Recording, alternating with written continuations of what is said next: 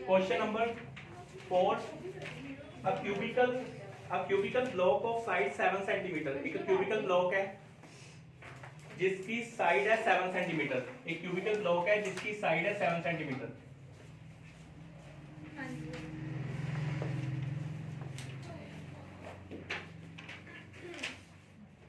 बताया था कैसे फिगर बनानी है।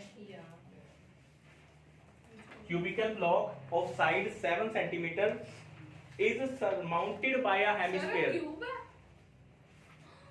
cubical block of side 7 centimetre यानी कि लेंथ ब्रेड्थ हाइट 7 सेंटीमीटर है। मतलब क्यूब वो होता है जिनके सारे एजेस इक्वल हो, LBX तीनों इक्वल हो। तो ये क्यूबिकल ब्लॉक है, इसके ये वुडन ब्लॉक मान लो ऐसा है, इसके ऊपर एक हेमिस्फेयर सॉलिड रख दिया, hemisphere of same radius. Video देखी थी लास्ट आपने, उसमें पूरा डिटेल ओवरव्यू बताया था किसका कि क्या होता है सॉलिड्स, क्या होता है, सारा कुछ बताया था, क्वेश्चन भी करवाए थे। सरमाउंटेड बाय मतलब उसके ऊपर रखा गया हेमिस्फेयर। तो वो देखो, अगर थोड़ा सा इसको भी डिटेल में बनाना चाहते हो, देखो पहले तो कैसे आप इसको शो कर सकते हो। अगर इसके ऊपर हमने सर्कुलर, उसका बेस तो सर्कल होगा ना, अगर हेमिस्फेयर है उसका बेस कैसा होगा, सर्कुलर होगा। तो उसको देखो, अगर ऐसे देखोगे ना तो ओवल सा दिखेगा, ऐसे बना सकते हो आप, ऐसे इसका बेस है ना ओवल सा शेप दिखेगी ऐसे।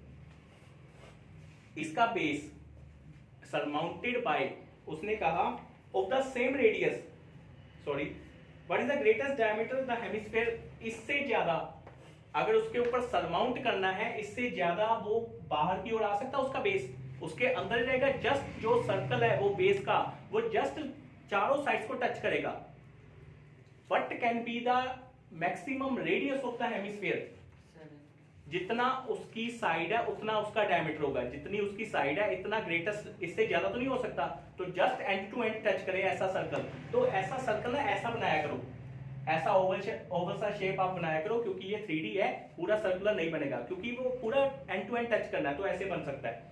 तो ये सर्कुलर सर्कल उसके ऊपर आया, तो बेस इसका सर्कुलर है, ऐसा हेमिस्फीयर। हेमिस्फीयर ऐसा हाफ बॉल जैसे होती है सॉलिड, ये भी सॉलिड है। ये हेमिस्फीयर उसके ऊपर रखा, कहते हैं what can be the maximum dia. जितनी उसकी साइड है, जितनी इसकी साइड है, कितनी है इसकी साइड 7, उतना ही उसका डायमीटर होगा। बोलो भाई, इससे ज्यादा तो नहीं हो सकता। तो मैक्सिमम बुक किसकी है, मैक्सिमम, तो मुझे बताओ मैक्सिमम डायामीटर ऑफ हेमिस्फीयर।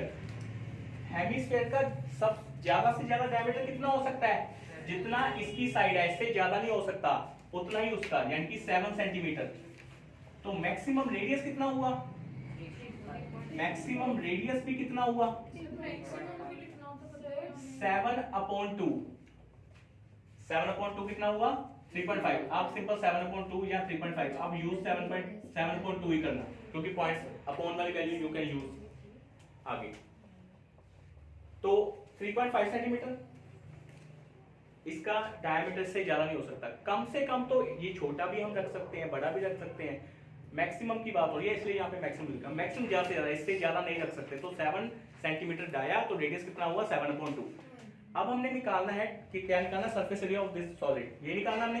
तो ये सारे सॉलिड का सरफेस एरिया, ये मान लो सॉलिड है, तो सॉलिड है तो अंदर तो पेंट होगा नहीं, अंदर से भरा हुआ सॉलिड, प्रॉपर सॉलिड जैसे होता है, सॉलिड क्यूब जैसे एक वो लगा लो, सिंपल एक सॉलिड क्यूब लगा लो, एक उसके ऊपर सॉलिड हेमिस्फीयर लगा लो, उसके ऊपर रखा हमने सरफेस एरिया। मैंने कहा था जब सरफेस एरिया निकालना तो क्या दिमाग में चलाओगी, पेंट कहां पे होना है, पेंट कहां पे होना है, सरफेस एरिया टोटल हमने दिमाग लगाना है। ये सॉलिड की बात हो रही है, सॉलिड अंदर से तो पेंट होता नहीं, बाहर बाहर कहां पेंट होगा, एक तो बाहर पेंट होगा curved surface area of hemisphere, सही है। चलो मैं यहाँ पे क्यूब की बात करता हूं। टोटल क्यूब के टोटल बेस पे भी होगा, सराउंडिंग पे भी होगा, टोटल पे होगा, बट ऊपर की साइड ये सिर्फ होंगे और तो नहीं होंगे। तो क्या हुआ, हाँ, total surface area of cube minus area of circle, तो ये हो गया क्यूब का पोर्शन, क्योंकि सर्कल पे नहीं होगा, सर्कल के ऊपर रखा गया हेमिस्फीयर। और कहां पेंट होगा, एक इसके कर्व सरफेस एरिया ऑफ, तो इसमें लगेगा surface area of solid of the resulting solid that is equal to total surface area of cube minus area of circle लगा लो या area of base of hemisphere, एक ही बात है, area of base of plus इसमें से इसको माइनस किया तो क्यूबिकल पार्ट कवर हो गया, क्योंकि सर्कल पे नहीं हुआ, बाकी सारे पे पेंट हुआ, दिमाग लगाना पेंट। और कहां पेंट हुआ? Curve surface area of hemisphere. लगाओ formula, total surface area of cube 6a², बिल्कुल सही, minus area of pi r square, इसका 2πr², बिल्कुल सही। अब दोनों का रेडियस सेम है, हेमिस्फीयर का भी उसी का बेस है, तो रेडियस तो सेम ही हुआ। अब 2πr² minus πr² plus πr², सीधा आप कर सकते हो, simple, like terms, these are like terms. अगर कैलकुलेशन इजी करनी है तो पहले थोड़ा कॉमन ले सकते हो, थोड़ा सा सॉल्व कर सकते हो। 2πr² माइनस πr², सीधा कॉमन लेके भी सही है आपका, वो भी हो जाएगा, बस सिंपल है, लाइक टर्म्स। जैसे 2x माइनस x क्या होता है 2x, तो वैसे ही 2πr² माइनस πr², सही है। अब वैल्यूज पुट करो, साइड एज 7 × 7 प्लस 22/7, रेडियस कितना है 7/2। यूज हमने आंसर, ये फर्स्ट का आंसर पूछा ना मैक्सिमम रेडियस, तो 3.5 में आंसर पहला लिख दो, बट यूज क्या करो 7/2 × 7/2 करो इसको सॉल्व। 6 आ 42 × 7, 42 × 7 294 प्लस 7 7 कैंसिल, 2 11 77/2 कितना हुआ जी 38.5। इसको प्लस करो, आंसर क्या आ गया 332.5 सेंटीमीटर स्क्वायर आंसर आ गया। नोट कर लो। A hemispherical depression is cut out. कहते hemispherical depression is cut from a face of a cubical wooden block, such as the diameter L of the hemisphere is equal to the edge of the cube. कहते hemispherical depression cut out की such that the diameter L of the hemisphere is equal to the edge of the cube। की मतलब है कहते ओमे ही cube बनाओ,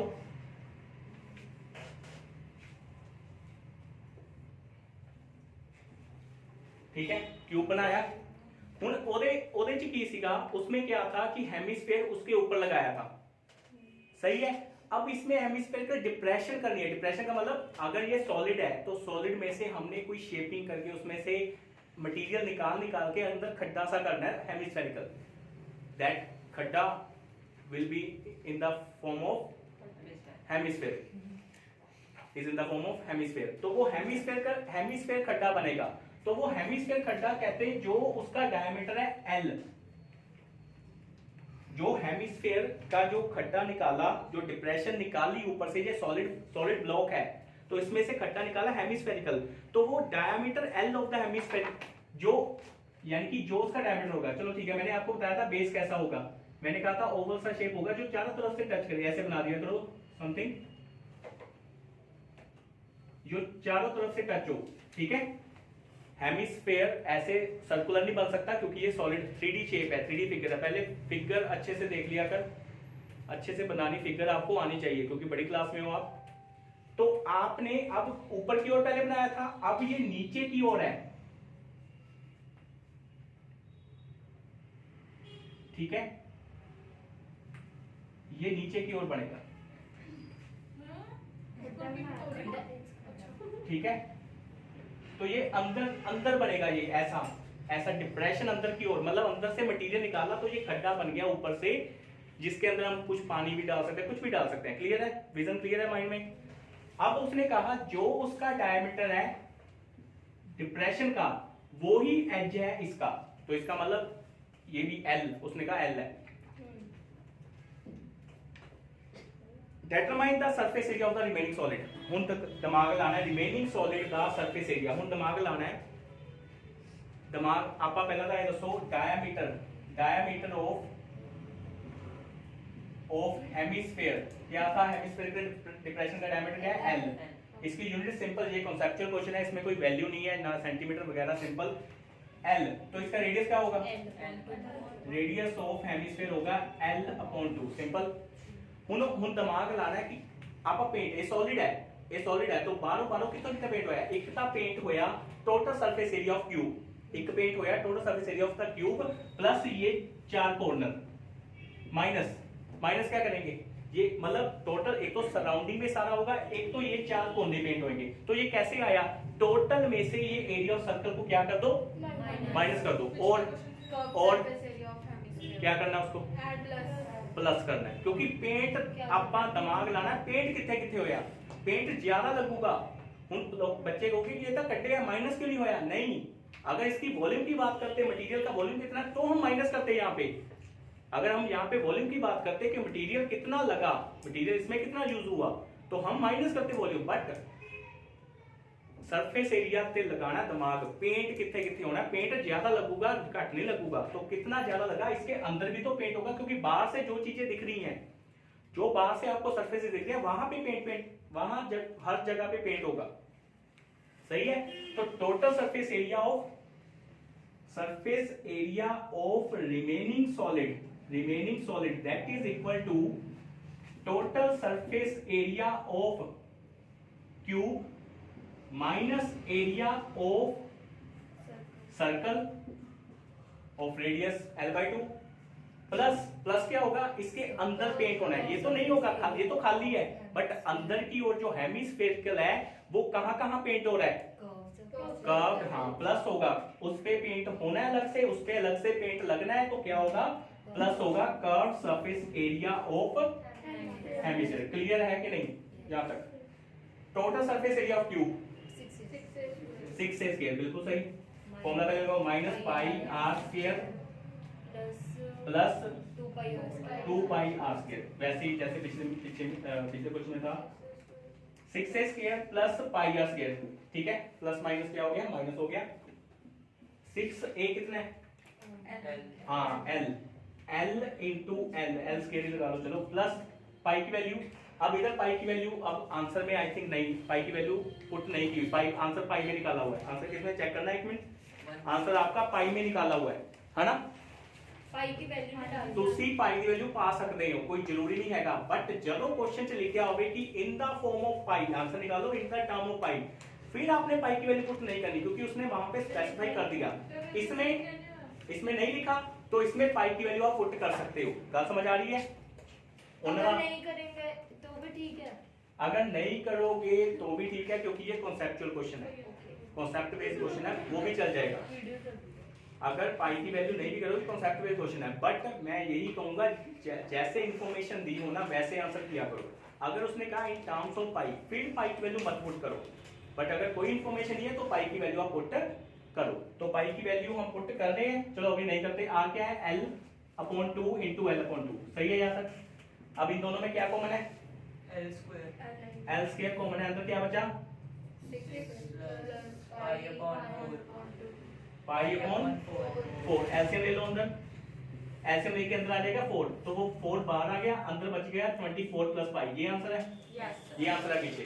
but आप पाई की वैल्यू अगर पुट करना चाहते हो कर सकते हो, दिस इज आंसर, नोट कर लो। एक कैप्सूल है, is in the shape of A capsule, medicine capsule. Capsule देखा हुआ आपने? कैप्सूल का जो शेप है वो कैसे होती है? हेमिस्फेरिकल एट द एंड और सिलेंडर एट द सेंटर। तो ऐसे कैप्सूल होता है, देखो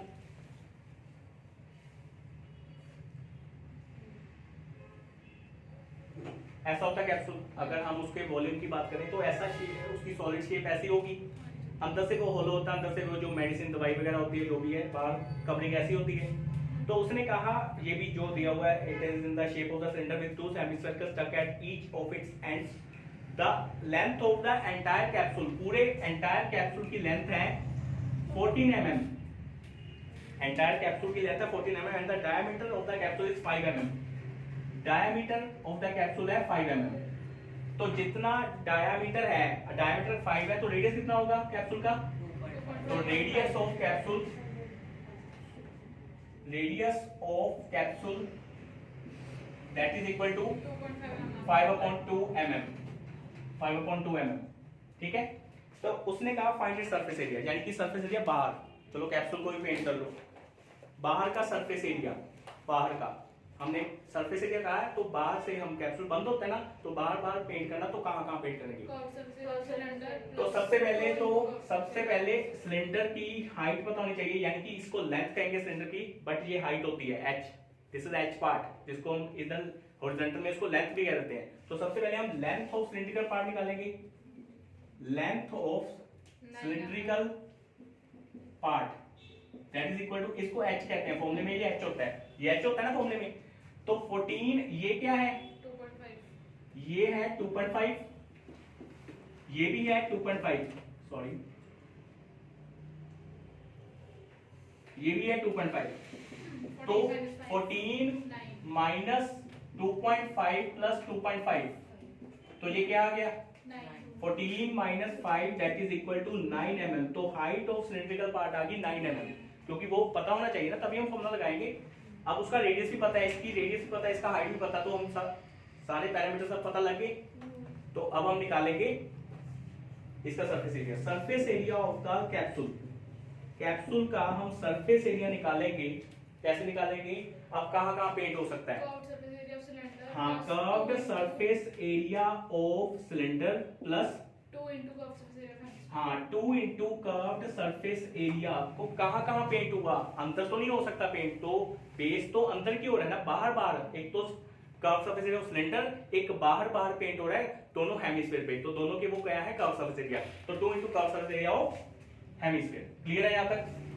curve surface of cylinder 2 pi r h plus 2 into 2 pi r square. अब देखो कैलकुलेशन, मैंने कहा था कॉमन लेके आप इजी कर सकते हो कैलकुलेशन। दोनों में देखो, दोनों का रेडियस सेम है, दोनों का रेडियस सेम है, चेक कर लो आप। इसका भी रेडियस 2.5 है, पूरे कैप्सूल का रेडियस 2.5 है, यानी कि सिलेंडर पार्ट का भी 2.5 है और हेमिस्फीयर का भी 2.5 रेडियस है। तो r भी सेम है, पाई तो होता ही कांस्टेंट है, पाई भी सेम है, 2 भी कांस्टेंट है, एक 2 कॉमन आ गया, एक पाई कॉमन आ गया, एक r कॉमन आ गया, एक r कॉमन आ गया, एक r कॉमन आ गया, ठीक है।